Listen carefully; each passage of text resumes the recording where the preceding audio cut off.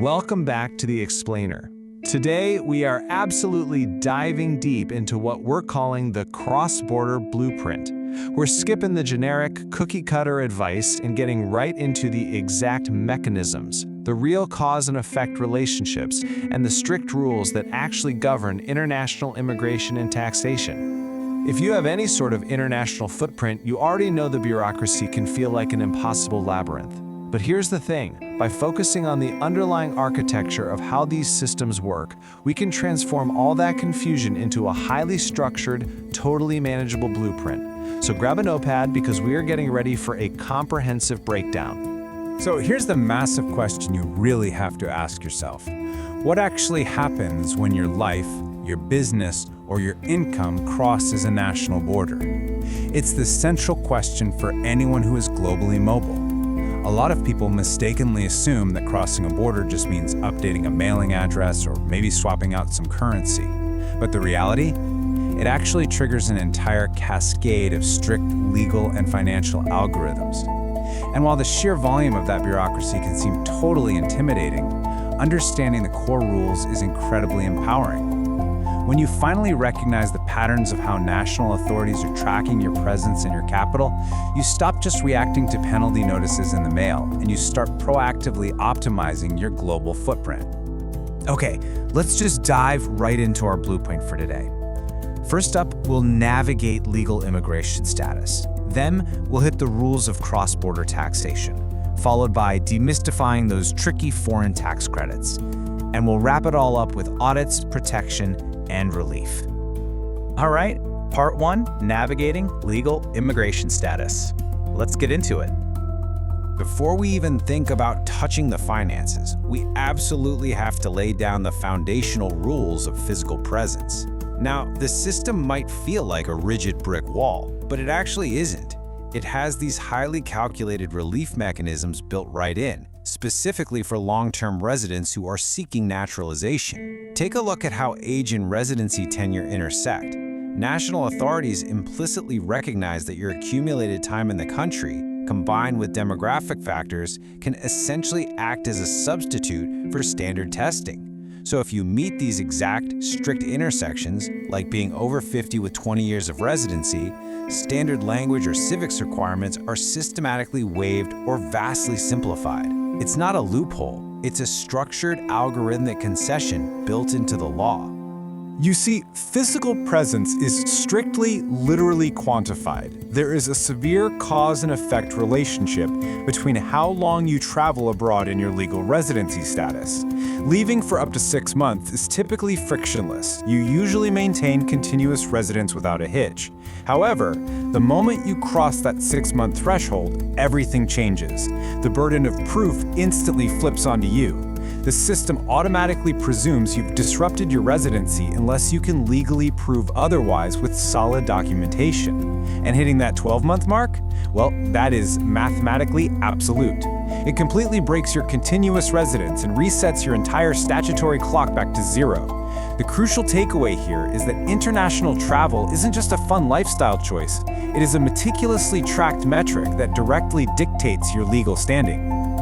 Moving right along, let's hit part two, rules of cross-border taxation.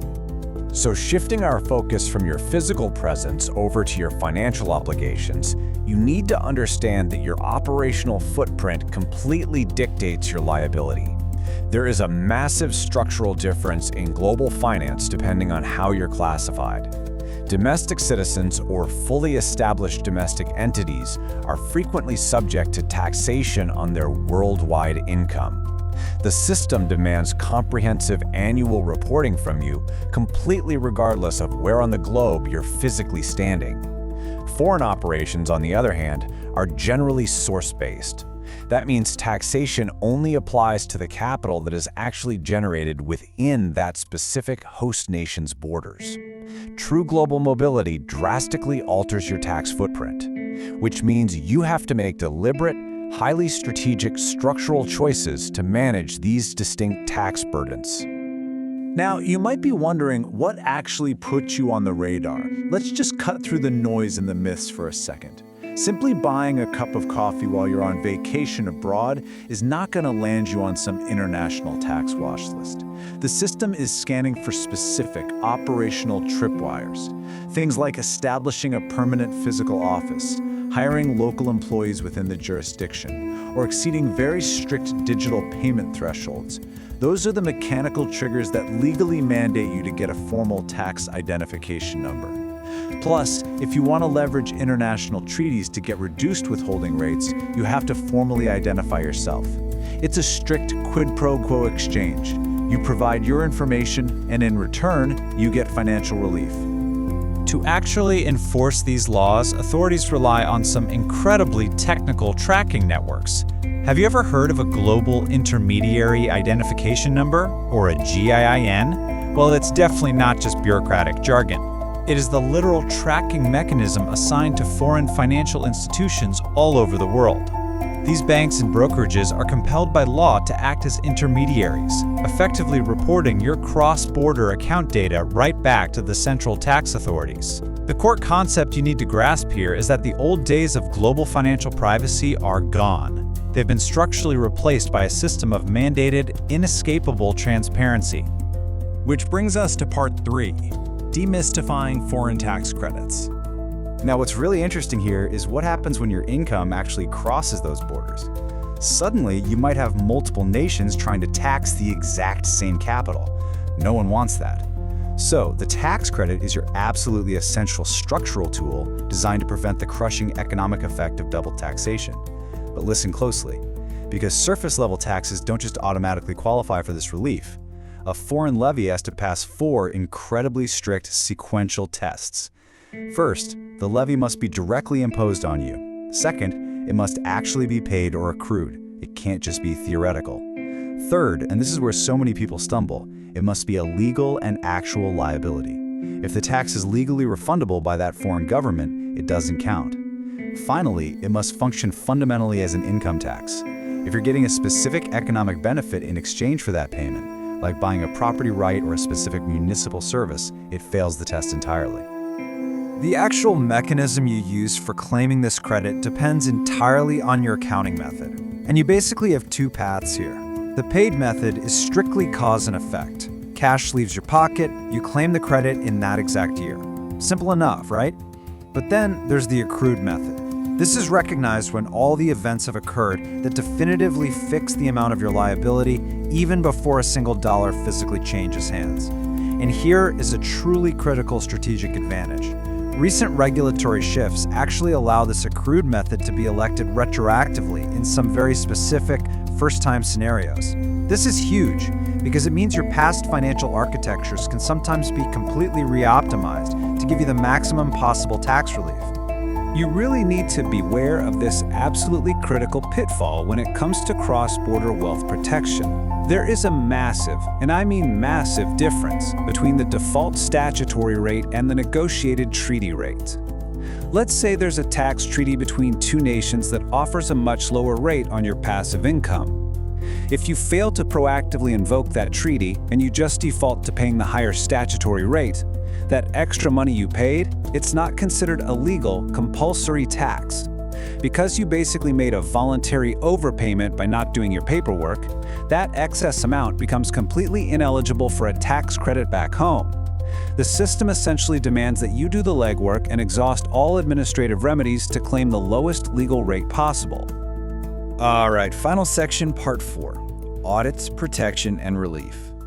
Because these mechanisms of cross-border compliance are so incredibly complex, the enforcement systems are equally rigorous.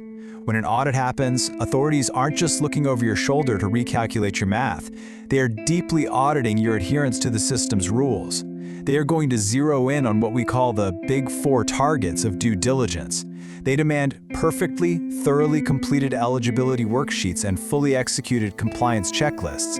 They require strict, organized record retention for a minimum of 3 years.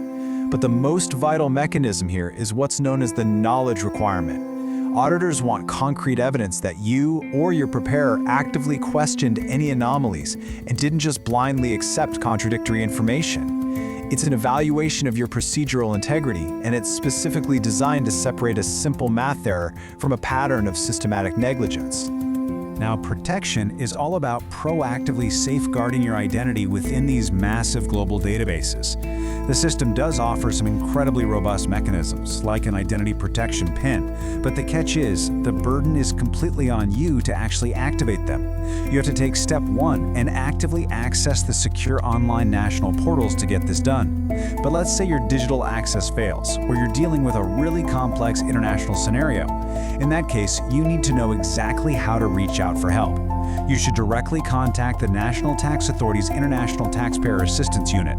They have dedicated international support telephone lines set up exactly for this kind of telephonic verification. And if things are still gridlocked, you'll need to navigate the steps to schedule an in-person authentication appointment at one of their designated assistance centers.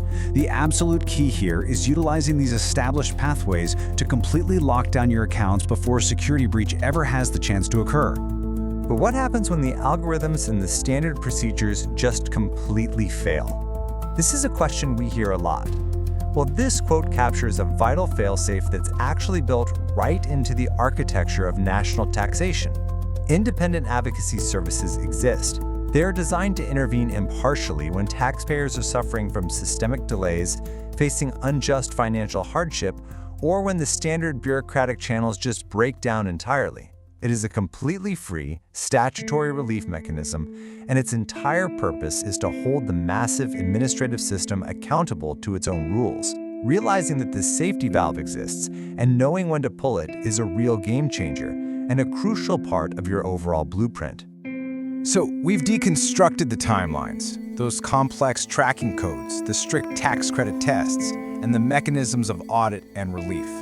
The blueprint is definitely no longer a mystery. It's a completely measurable, understandable system. The real question you must ask yourself right now is, are you proactively architecting your global footprint, or are you just sitting back and waiting for the bureaucracy to catch up with you? Take these structural insights, apply them directly to your own cross-border journey, and make absolutely sure that your global mobility is a powerful asset, not some unmanaged liability. Keep analyzing, stay curious, and use this blueprint to your ultimate advantage. Thanks so much for watching, and we'll see you in the next explainer.